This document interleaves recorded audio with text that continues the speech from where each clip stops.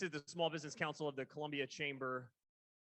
We're here to add value to your small business however we can. And we do that through monthly programming with panel discussions, program networking, and really whatever we hear from you guys on what we can do to help your business. You know, whether it's from, hey, I need networking opportunities, or I need to learn about this. I need to connect with other chamber partners that are experts in marketing or financial advisors or whatever it might be. How can that's what we're to do. But this morning we have a really awesome panel. I'm going to go ahead and allow them to introduce themselves, and then we're going to jump into the questions.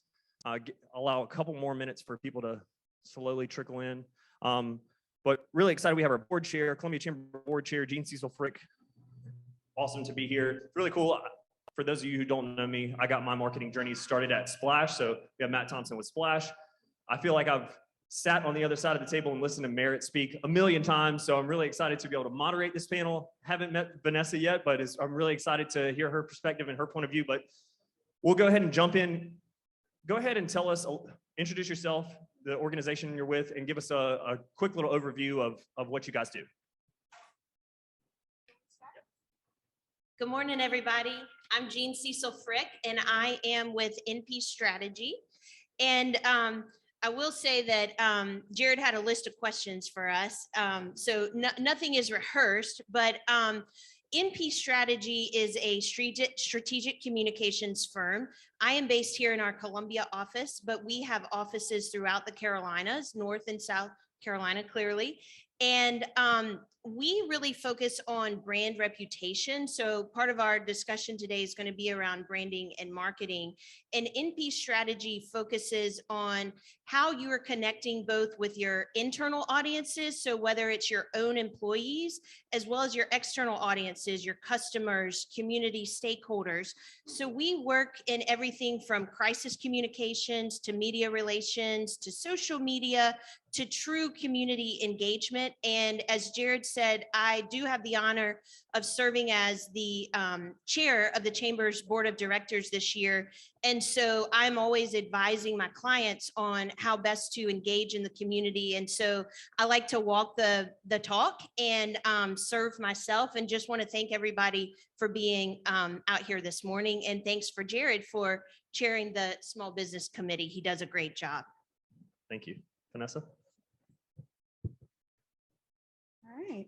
My name is Vanessa Gongora. I am the Territory Director for Norsan Media for South Carolina and Florida. Norsan Media is a certified minority-owned media company with radio, TV, print, events, all in Spanish language. And we help our clients engage the Hispanic community authentically through marketing, events, partnerships. We become our clients' best friends. So if you want to be best friends, please make sure I get your card before we leave today. Thank you. Hello. I'm Merritt McNeely. I am the EVP for Flock and Rally. We are a women-owned full-service creative agency located here in Columbia, South Carolina. We've been in business now for 12 years, which is really exciting. I don't think it is surprising for me to say that one of the things that makes Flock and Rally remarkable and different is we are truly committed to the community. We have a lot of statewide clients, local clients, as well as national clients, but what really gets us excited is when we can see the impact that our clients have on the communities that they serve. As I mentioned, we're full service creative agencies, so we do everything. We love small projects, short-term projects, one-off products, but what we love the most and what we see works the best for our clients is when we get to work to have brand cohesiveness across all communication channels. We start with great foundational tools to make sure people are set up for success. And then we make sure that everything is working together in concert. And when that happens, we truly see great success for our clients. Matt. All right. I'm the old fat bald guy of the panel, Matt Thompson, senior partner at Splash Omnimedia. So they asked who could be the exact opposite of three pretty ladies, and they chose me. I appreciate that, Jared. All right, so we are really more of a strategic planning and execution of full comprehensive marketing strategies where we assign a full team to our clients, and then We do everything from planning to execution of those strategies. So we become someone's marketing department by assigning a 3 to 4 person full-time team to that organization. And then they use our specialists from video to content to writing to design to photography and so on and so forth, which we have all in-house. So we love working with organizations of all industries. And really what we strive for is when a client comes to us and says, hey guys, over the past 2 or 3 years, we've increased our revenue by 500, 600%, which thankfully we have a ton of clients that's done that over the last handful of years, as I'm sure all the panelists do. And so really at the end of the day, what a marketing organization is all about is ensuring that your target market is reached with the right message at the right time in the right place, tactically speaking. And so that's what a good strategy is, and we'll talk about the details, I'm sure, shortly. So Matt Thompson, Splash Omnimedia. Appreciate you guys for being here. As you can see, we have some various perspectives about marketing branding that we're going to learn about today. I'm going to give you guys a brief little overview of how this is going to go. We're going to hear from our panelists on all types of perspectives of marketing, branding, PR, anything and everything you can imagine marketing. So hopefully you can take some value away, apply to your business. If not, you can always reach out to me right here. You can reach out to any chamber partner for any type of need that you might have. That is the reason that we are here today. That is why the chamber exists, is to connect businesses, connect people together to help grow our community, grow the chamber together.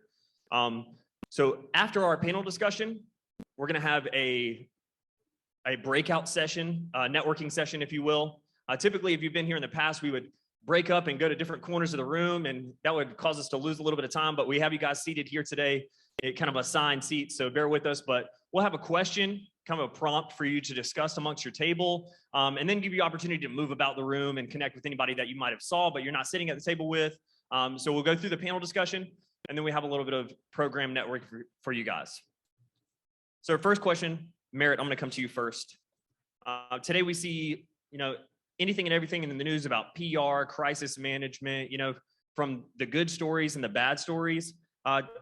Tell us something about interesting that you've been a part of. And I know that you guys have been a part of the fair. So if you don't talk about corn dogs or something like that, then I'm going to be a little bit upset. But tell us a cool PR campaign or maybe something awesome that you guys have been a part of. And then Matt, feel free to take it after that, and then we'll come back down the line. Okay. My husband always tells me to not tell people long story short because I don't have the capacity to do it. So I need to stop talking. I have been in this industry for a long time, so it's hard for me to pick stories to share. I've been with Flock and Rally for about 4.5 years, but some of y'all know I started my career with the 5 Points Association, and then spent some time at the South Carolina State Museum. So I've had some really interesting PR stories over the years. I'll highlight just a few over time and then end with Flock and Rally. You started with crisis communications, and crisis communications, as we know, is not always fun. I got my first experience in true crisis communications when, I don't know if anyone remembers, in 2007, there was a plane crash after a big concert in 5 Points with Travis Barker and DJ AM. I was the person who woke up the California team from T-Mobile corporate headquarters to tell them that the plane had crashed. I watched them, unfortunately, but also fortunately, go into, within minutes, probably the most strategic crisis plan I had ever seen. And I did go to school for PR. So I was really impressed watching these professionals just put together a message, a strategy to control the message and make sure that they were protecting the brand of T-Mobile as well as the interests of the people involved. So that was a scary experience, but it taught me a lot about crisis comms. And the number one lesson it taught me was that you always make sure you control the message. And you do that through making sure you're talking to the right people and getting the right people involved. To kind of go all the way fast forward, I wanted to bring up, since we're sitting right here, one of the things Flock and Rally has been able to do over the last 5 years is really flood the market with a lot of positive press about Bull Street. Anna Kate Twitty is actually sitting in the audience, and she's our project manager for the Bull Street district. They've been a client of ours for a long time, and our job with them is to get positive press out into the marketplace consistently, because most people also know that Bull Street was not a popular subject several years ago when the city was negotiating with the Hughes Development Corporation to make this beautiful place. So That's one of the things that one of the projects that we are really proud of, is because our job was to just consistently tell the positive stories of Bull Street. And as a result, we've had a lot of public sentiment change from negative to positive. I believe that PR, whether you're talking about media relations, that can be quite easy. It's getting your word out there, getting your name in the press, getting the press to cover you. But changing public sentiment can be very difficult. The last little story I'll tell, when I was with the 5 Points Association, as everybody also knows, 5 Points is also and has always kind of been going through a bit of a PR crisis. People love 5 Points. People are frustrated with 5 Points. The news loves to cover the negative things that happen in 5 Points. Back in 2012, there was a bit of crime that was going on, and it was tough for us at the 5 Points Association, as well as the businesses and the people who love 5 Points. And in a wild PR stunt, we decided to pull off this crazy idea. ESPN's College Game Day was coming to campus, and we decided to offer college students $500 a piece if they would get on game day with posters that said positive things about 5 Points. And it worked. I was sitting there watching TV, and I saw about 5 posters that said, "We love 5 Points," in the background of ESPN's College Game Day. And the fact is, I don't know if it changed public perception of 5 Points, but it was a really fun PR stunt to do. I could go on and on about PR, so I'll stop and hand it over to Matt. So I guess my question is who in here has had anything negative happen in their business, right? I mean, I would be shocked if most people weren't going to raise their hand at that type of question. And if you haven't, then simply you haven't done enough business yet. Because if you do enough business, you're going to have problems in your organization. It's just that simple. And it's probably going to end up being a PR nightmare if you don't get ahead of the message. I love what Merritt was saying. Basically, she is saying that you have to tell your message. I mean, who remembers the SeaWorld incident when the killer whale killed the trainer? I mean, SeaWorld was on its way in the brink of shutting down because a large number of people started protesting SeaWorld and everything that they do. And they took forever to answer the call to actually start telling their side of the story. It took forever. And so the speed in which you tell your message is vital.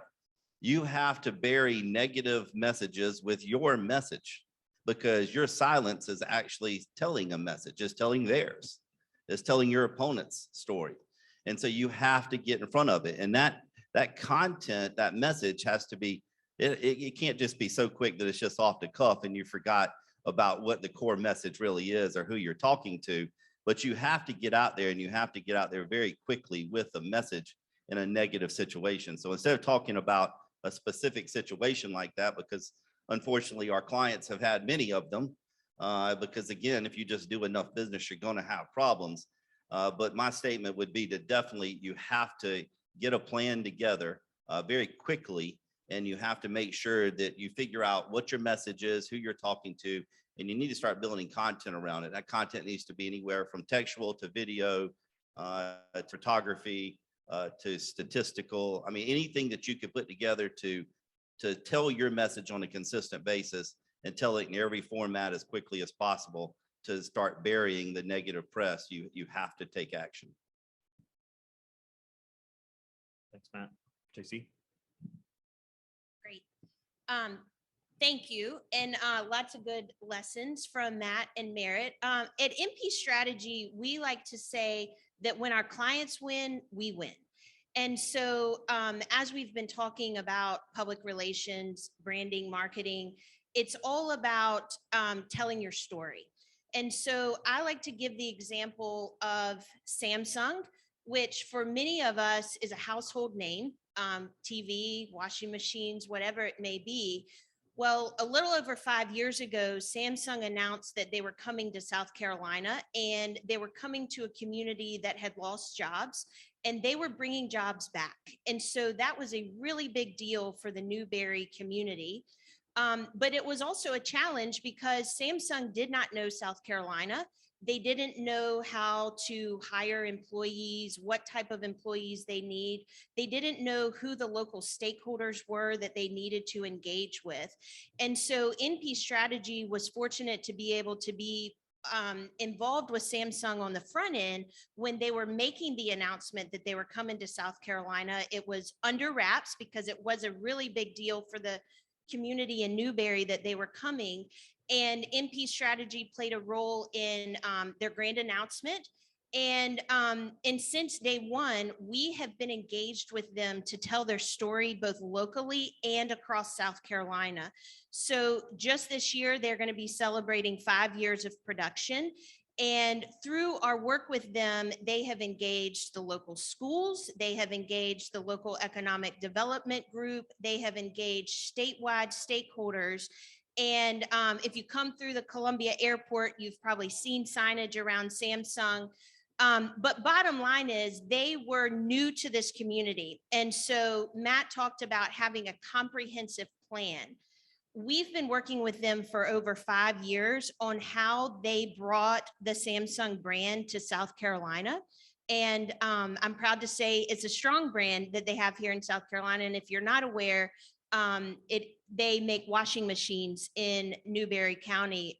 But I'd like to share that example because it shows to you that you can start early and be strategic about the foundation you're going to lay, but it's also never too late to get started. And so if you feel like you're missing something, sit down and develop a plan and think through who are your target audiences, what is the message you want to deliver to them, and then ultimately, how are you going to deliver that message? Thanks, JC. Vanessa? Yeah, so I think for us, I manage brands that are a lot more grassroots. So if we don't have buy-in from the incredibility from the folks on the street, we don't have an audience to sell to companies. So when I started, it was right at the beginning of the pandemic, 2019, March. And admittedly, I mean, probably my supervisor would kill me if I shared the story, but admittedly, and I'm based in Charleston, our station there, La Raza, the specific one that I wanted to speak to that really targets the Mexican audiences, just did not have that brand buy-in. And the reason was we just were based out of Charlotte. We didn't have local DJs at the time. Pandemic was starting and they needed answers and they weren't getting them. And when I started, we were kind of doing the business the way we did before the pandemic started. We had a lot of small businesses that were hurting, like everyone else, and they just weren't able to, buy advertising. And so I had an issue with the small business clients because our clients were our listeners. It was one and the same. So I didn't have listeners and I didn't have clients. At the same time, because I've been a few years in some community work before coming back to the media space as a case manager for unaccompanied minors across the border and in some detention centers helping asylum seekers. I had made connections throughout the state and I was involved in still a lot of community leadership meetings that especially right now heightened health equity, right, and the COVID pandemic situation. In one of those meetings, my DHEC client, the Department of Health for the state, was just getting hammered about the lack of communication. People were desperate. Social workers didn't know what information to take to the population, and they were just angry. And the very well-intentioned client, who really knew what to do but just felt powerless, I said, let's talk after. Let's talk after and see what we can do together to magnify that. And I'm proud to say that together we leveraged a local DJ to be the representative of the entire state as a spokesperson for this issue. And we created a show called Tu Salud, this is your health. And we brought in experts from the Department of Health, from fellow hospitals, from organizations like Pasos, community health workers. We brought experts that spoke Spanish and were interviewed by someone that represented them. Not someone who represented someone else, but specifically for this station, who represented the population that was most affected by the pandemic. Within the Hispanic population, it was someone from them. It was a day laborer. It was an essential worker. It was somebody who understood their needs. And so we took that show on the road. It was a weekly show. I'm proud and not proud to say that it was the only Spanish language communication that came out on a weekly basis, and still I think is, and about the pandemic. And we took that show on the road. We traveled the state for the better part of a year and a half to different populations where we saw that heat map of COVID increase.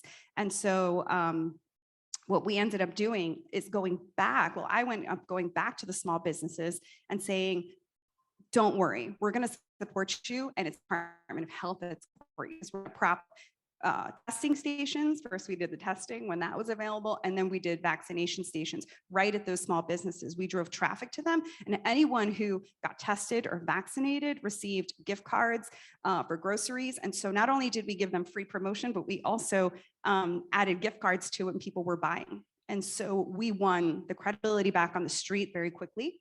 We were giving information to the community and our clients that they needed, and we became incredibly vital partners to DHEC. I think going really above and beyond. I think what saves this is that I am not of the mind that we can solve all of your problems, right? I think you need community leaders. I think you need media partners. I think you need government, and I think you need the business community when there are crises like the pandemic. You can't just pretend that one person can solve it.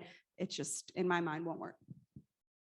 I think that's a great segue to our next question. Vanessa, you kind of answered it for me. So if you have anything to add, I'm going to kick it right back to you. But what's it like creating, Columbia, the greater state of South Carolina, primary language for the most part is English, right? So what's it like creating ads or campaigns or trying to reach a target audience whose primary language is something other than English?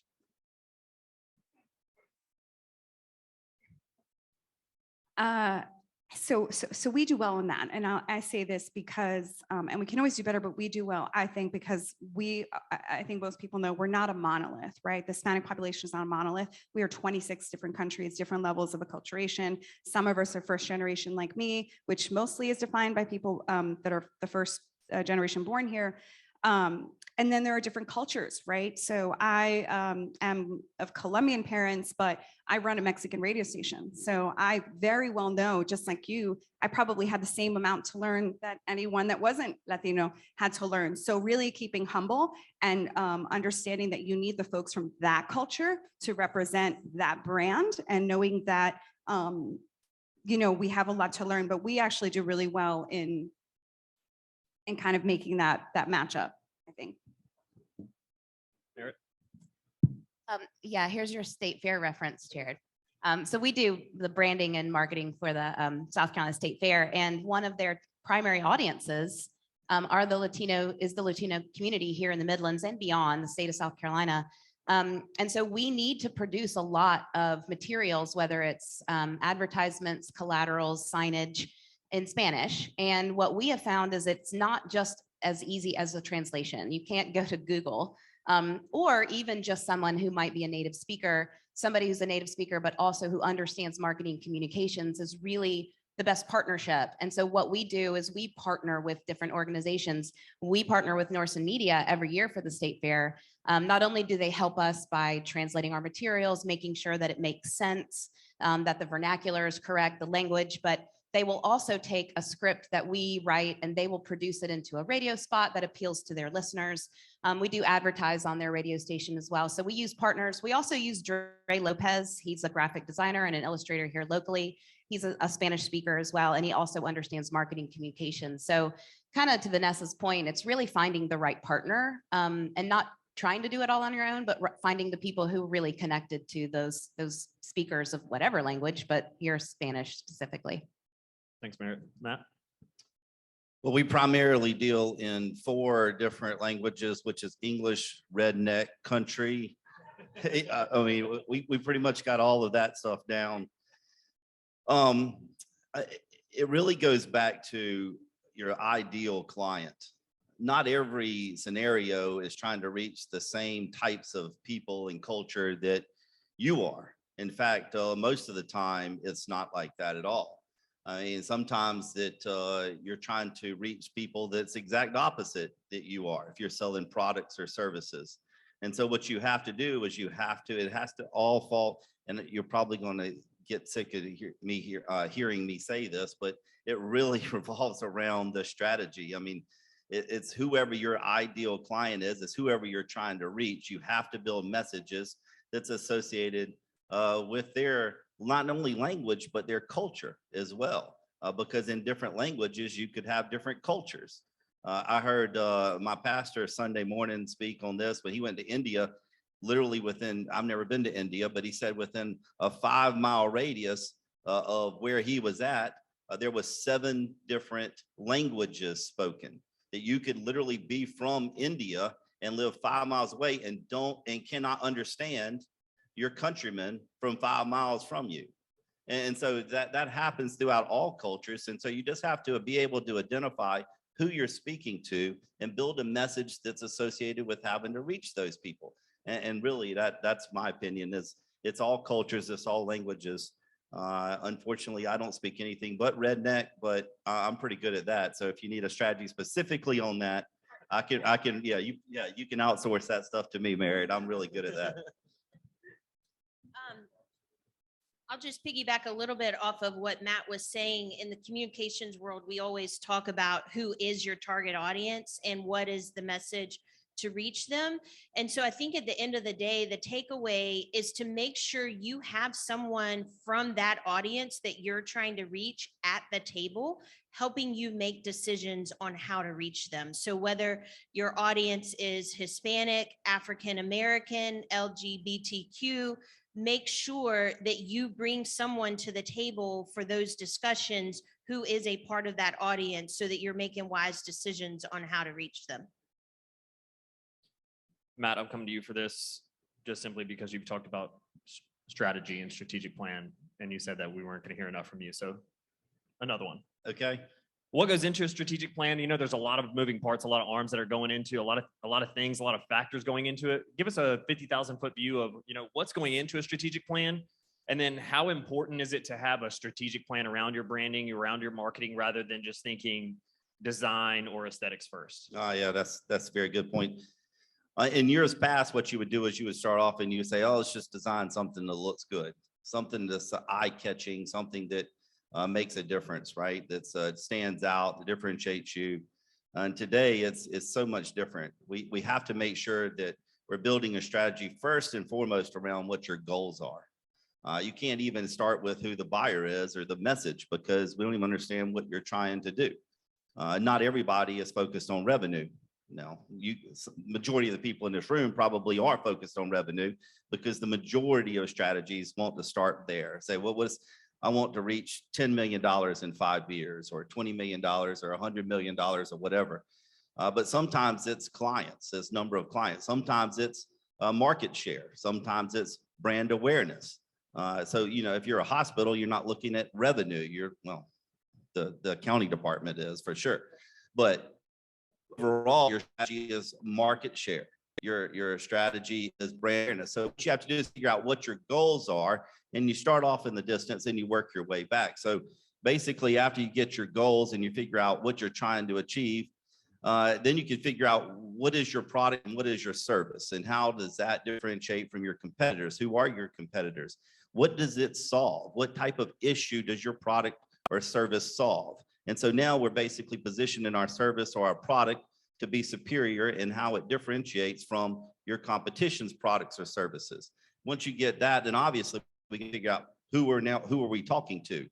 And if you do the first two correct, it's almost going to guide you down to your buyer personas. Buyer personas is all kinds of things. Where do they live? Are they a family? Are they executives? If it's B2B, what types of B2B and B2C type of buyer personas. And I could spend 30 minutes just teaching a class just on buyer personas, but you have to figure out who you're talking to. From there, then you have to start building a marketing message. The marketing message is going to be built off of what is the pain that they're dealing with. And that's super important. Some people think a marketing message is a tagline or something of that nature, and it's not.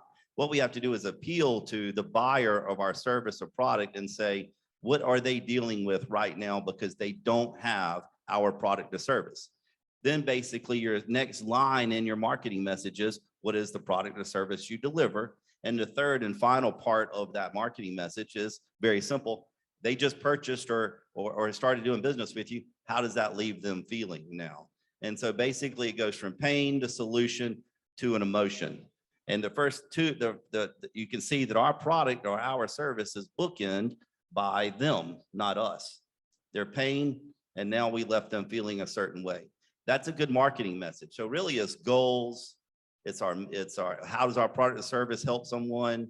It's who is our ideal client? And then what's our message? Then from there, every single thing else drives itself. It drives itself into tactics like, is it TV? Is it radio? Is it digital? Is it social media? I mean, if someone in here has, a Budweiser type of budget, the first thing that I would say to you is I want to meet with you directly following this meeting. If you don't, then you have to be strategic in what tactics you're going to apply to your strategy. And so if that's the case, you have to figure that out. Digital is probably always going to be number one. Some people might disagree with me, especially if you sell for television stations. You're definitely going to disagree with me. But I can tell you that the overall best strategy is going to be a good comprehensive marketing strategy that covers all tactics trying to reach that demographic. JC, we'll come to you next. Thanks. Well, I don't have too much to add to what Matt said, other than have a plan. Don't think through, what's going to get me through the next month. Have a year-long plan, have a 3-year-long plan, have a 5-year-long plan. And when you're building a plan, just like Matt said, it needs to outline your goals, your messaging, who your target audience is, and then what are the strategies and tactics you're going to execute in order to reach those goals. I can't emphasize enough how important it is to outline your goals. I always try to have at least 3 goals in mind, so that whenever I'm thinking through a strategy or tactic, and if it's not going to help me achieve a goal, then maybe I need to revisit whether or not it's worth executing that strategy or not. And sometimes that's hard for clients to realize because they think it's a great idea. But if it's not going to help you achieve a goal, then you need to revisit it. And then don't forget about a budget. There's lots that you can do without paying for advertising. You can have community relations goals. You can have earned media goals. But if you know that you do have a marketing budget to work with, plan it out. Don't just, give dollars here and there. You have to have a strategy in place. Thanks, JC. Vanessa? So, I think there's a lot of interest in the Hispanic community. We're the only growing demographic, and certainly the largest ethnic and racial minority. So some folks are ready to dive in, right, and engage. It's like, let's take advantage, looking at it more than anything as a customer base. And I think that's exciting. They want to, because why? Because our consumers, they're passionate about their interests. That's a growing audience. It has over $62 trillion buying power, purchasing power, and they have unrivaled loyalty to the brands that engage them. So once they're in, and you have their trust. We have an issue though with strategy when it comes to the barriers, and just like planning an event, for anyone who's ever planned an event, it's like the concept's great, right? But then you always have to have top of mind, things will go wrong during this event and I have to plan for them. And so for me, the strategy really falls apart when you don't plan for that. And that is why sometimes I have to turn a lot of business away, because while the goals might be gain more clients, engage this audience, let's, take advantage of that purchasing power. It's much like the saying from Peter Drucker, where culture eats strategy for breakfast. Same here. If you aren't connecting authentically to the audience, your strategy isn't going to work. And that culture really, this more about organizational management, but this, I'm just going to flip it on its head a little bit. So that it definitely applies to our work. And so we can guide you through that. But I think the strategy that you're using for general market isn't really always going to work with our market. And even though, yes, we have some very exciting stats, let's say that over half of Latinos in this country are US born, remember that they connect to their interests. So while your campaign they might be able to understand it from a language standpoint, culture is a different story. They might disassociate when they're washing their dishes at home, and they're like, oh, I got to clean my house. But every Latino knows Saturday morning comes on and you're about to put that music and because you're not engaging with their passion point, which might be music, right? You might say, I'm a medical office. I really want to engage Hispanic clients.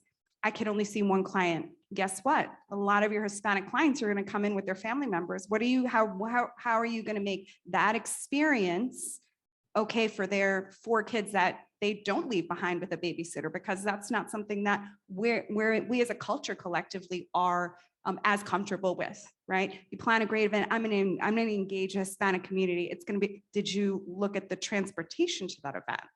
So there's all these factors that I think that go in with strategy, and that's why you need the authentic partners that really understand and are willing, to help you and make those connections with you. Thanks, Vanessa. Merritt? I don't want to repeat anything anyone said, but really good points have been made. I do want to go backwards though and talk about goals. We've all talked about goals and it sounds really simple, but if you can get the right people around the table and agree upon goals before you do anything, you're going to set yourself up for success.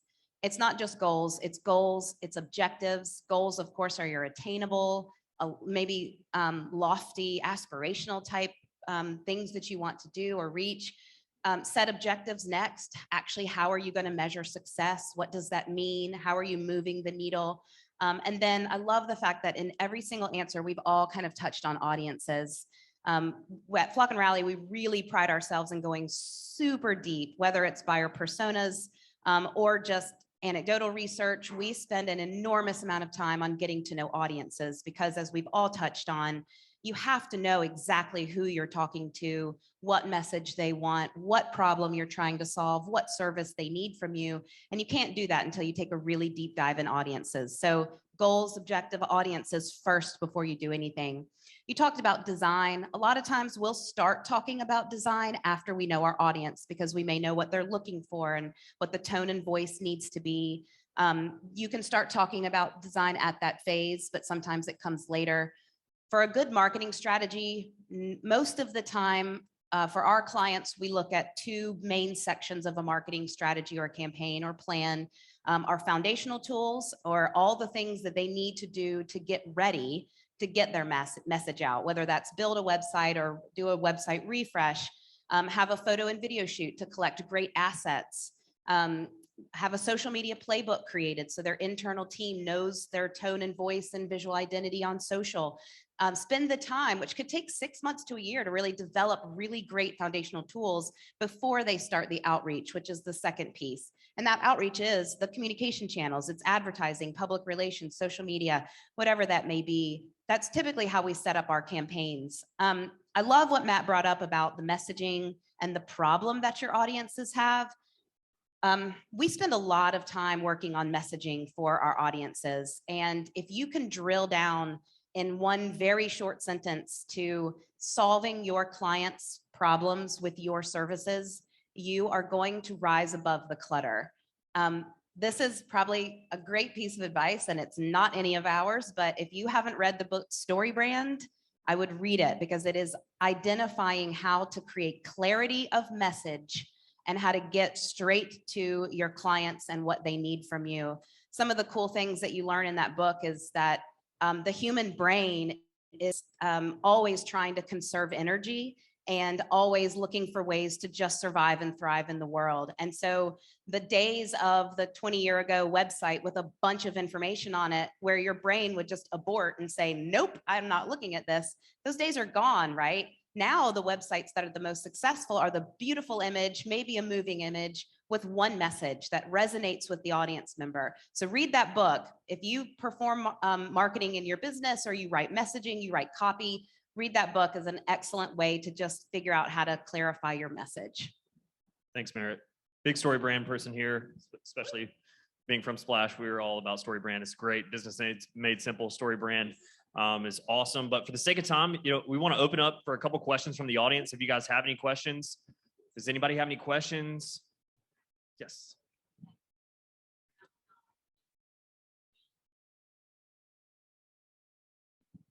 So I'm real interested in diversity and inclusion. And so you're talking about how we reach your Latino audience or a minority audience, but how do those minorities reach the larger business, especially their own English speaking? Everyone wants to take So I want to repeat the question to make sure I understand it. So how does the minority business community reach the English language business community? Okay. I might turn that question to either my friend Mauricio in the audience or my friend Ivan, because they are constantly in touch with small business communities across South Carolina. And the South Carolina Commission on Minority Affairs is always working really hard to do exactly that, to advocate for minority communities, to make sure that they're front and center and touching all points with the folks that are not of their culture. So Mauricio or Ivan, either of you want to take, Ivan, you're right there. Take that. I will say something really quick. Remember, these minorities are part of our community too. So you shouldn't see them as somebody out there that has no relationship to us, because they are in our schools. They go to church with us. They work with us. So we are there. Also for the Hispanic community, 97% of Latinos in South Carolina self-identify as English speakers. So we always say that culture is more important. And to respond to your question, they are always there. I guess it helps when the community, the businesses show an interest, a culturally competent interest. Say, hey, I want you to feel welcome. And if you're on DEI, that's the whole point. Is like, how do we make you feel welcome in our business? And how are they going to do? Because they need the businesses. We are minorities, but we need to access services, and we're always looking for the best provider. So when I'm looking to buy something, or if I'm going to hire one of these companies, I'm not going to hire Vanessa just because she's Latina. I'm going to hire the best company to do my job. Thank you so much. I know we talked about a number of different forms of marketing and communications. Would you all be able to share maybe some of the tools that you all use with measuring brand sentiment or social media analytics or marketing measurement? What are some tools that you all use or things that we should be on the lookout for? Whoever wants to take it.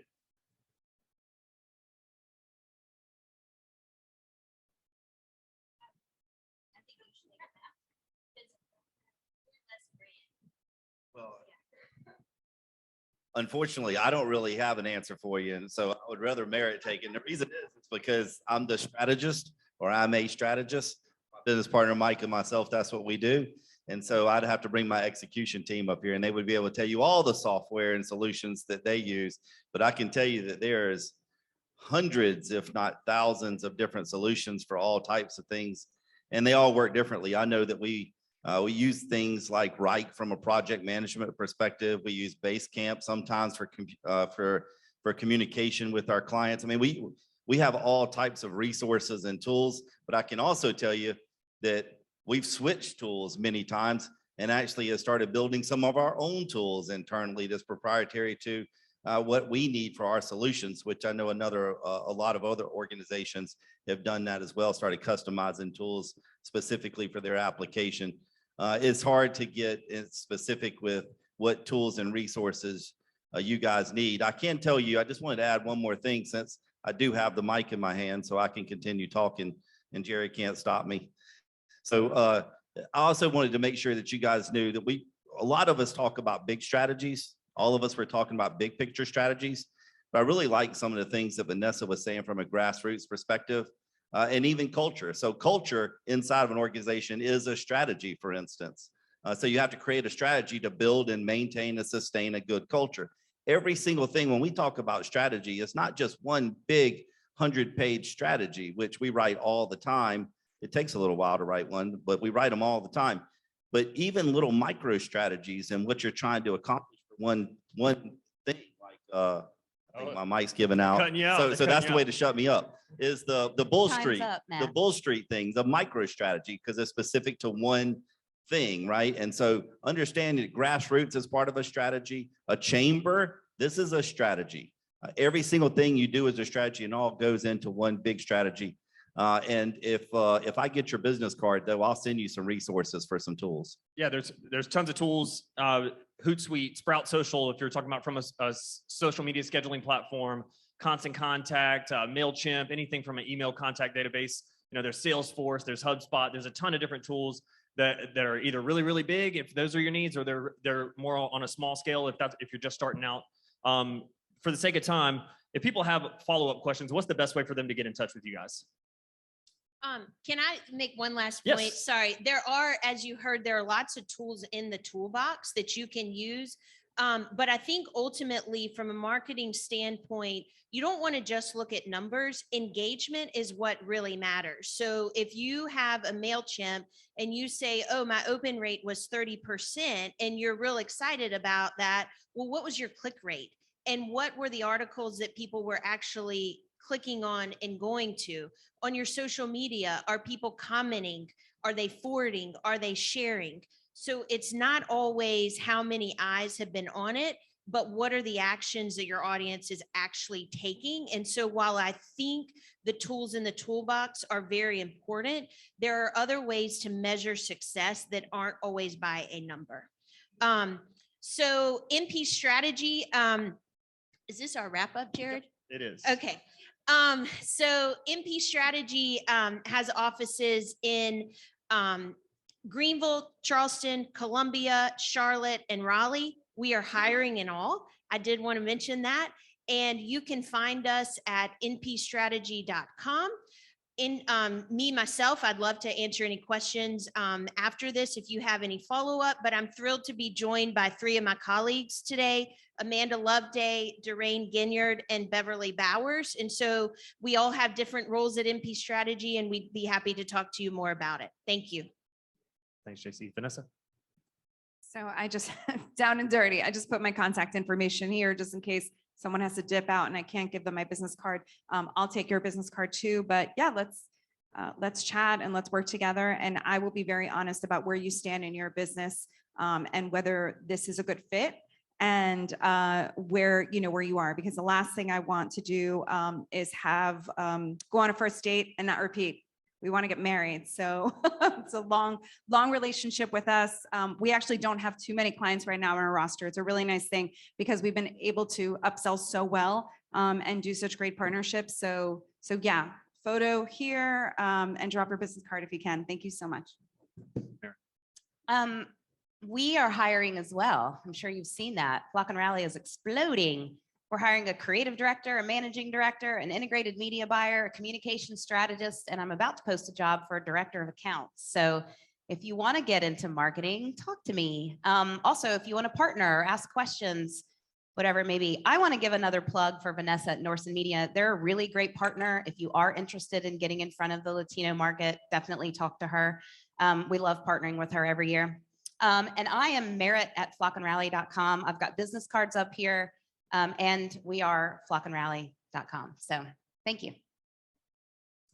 And Matt Thompson, Splash Omnimedia. He's Matt, splashomnimedia.com, and it's pretty easy. If you can remember the word Matt, M-A-T-T, at splashomnimedia.com. That's my email address. Really easy to get in touch with, and be happy to talk to you. Can we get a round of applause for our panelists today? Thank you so much. Wouldn't have been possible without you guys. Also want to give a shout out to Sounds and Images for the AV. Adam Vance, thank you so much. And then want to kick it over to Steve with Blue Cross for our sponsor message. Good morning. Did everyone really enjoy the message as much as I did today? I thought it was fabulous diversity of opinions and thought processes and really some great thought leading for us all.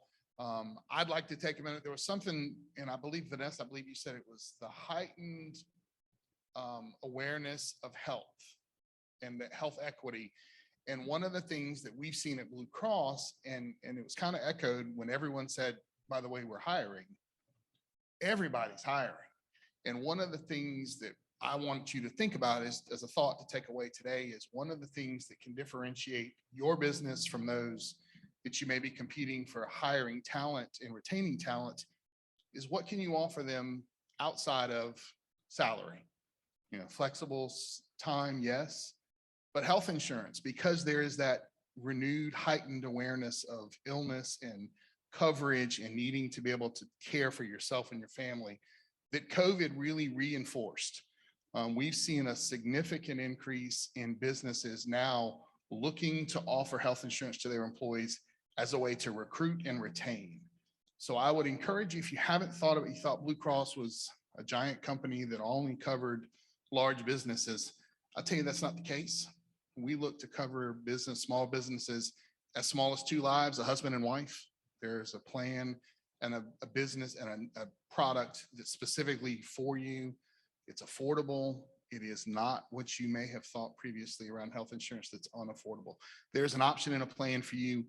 We want to be able to help think through problems that we see here in marketing, but in health insurance is a way to help you grow your business. That's why we partner with the chamber to help businesses thrive and succeed.